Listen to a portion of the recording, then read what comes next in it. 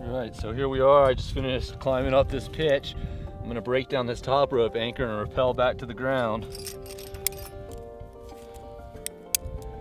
with some sort of tether on here to clip myself to the anchor so that I'm safe.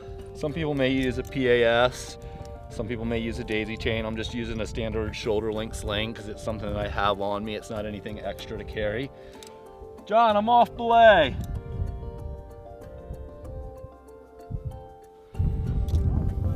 Thank you. So now that my belayer is taking me off belay down there, I want to make sure that I'm safely attached before I give that command. A lot of accidents have happened there and we don't want any accidents.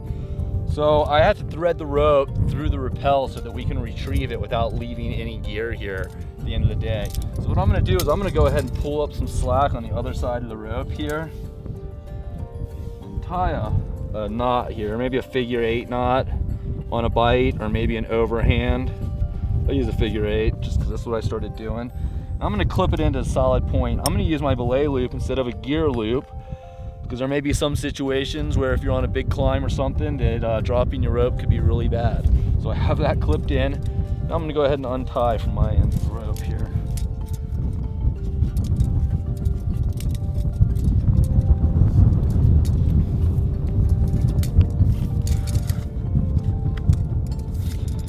Pull my rope out of the top rope anchor. It's safely clipped so I can't drop it. And in this situation,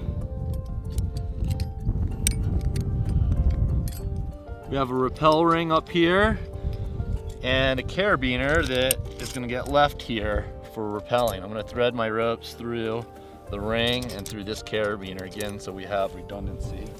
I'm going to pull my end of the rope up. Okay, I've gotten to my knot here, so I'm going to drop this in.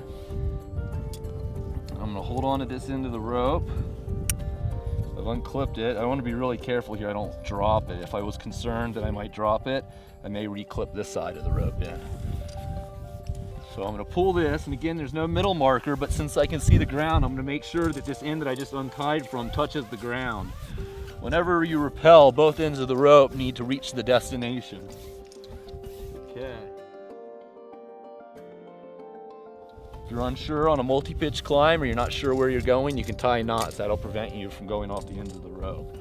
Okay, now my rope is threaded for rappel. I'm going to grab my rappel device, clip it onto my belay loop. I'm also going to use an auto block style backup for my rappel in case, oh, I don't know, I was on a big cliff and so a rock knocked down and hit me in the head, knocked me unconscious, or I had some sort of medical issue. And I let go of the rope. I don't want to fall all the way down the rope, so I'll put in a backup system. So I'm going to grab the 2 strands of ropes here and create a bite, just like so. I'm going to push that bite right through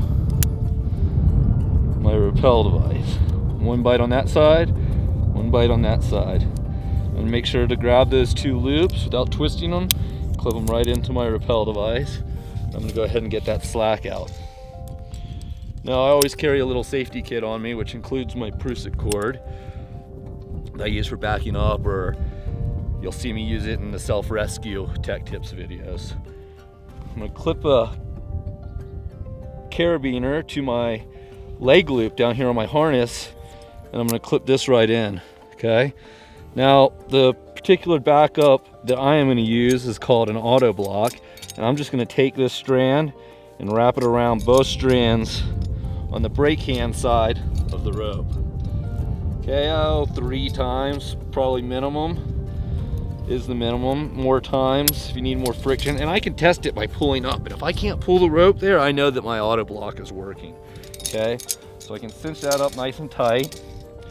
I'm gonna double check my system, make sure my rope is threaded properly, make sure both ends of the rappel rope are into the device and the carabiner is locked, and my backup is. Now at this point, I can go ahead and unclip myself from the anchor, clip that off to my side, I'm gonna go ahead and remove this anchor stuff. Okay, this particular anchor only had one rappel ring, and I don't want to rappel off of just one bolt, so I've chosen to leave my own carabiner behind on the second bolt. Sometimes we have to leave our own gear behind. I don't mind leaving a $7 carabiner. Most often there's another ring on both bolts so that we don't have to do something like that. Now this is a nice easy rappel. I can step back, lean on to my rappel device, and you'll see here if I let go, my device locks up, okay? So it's a hands-free backup. That's what we refer to this device, the setup as.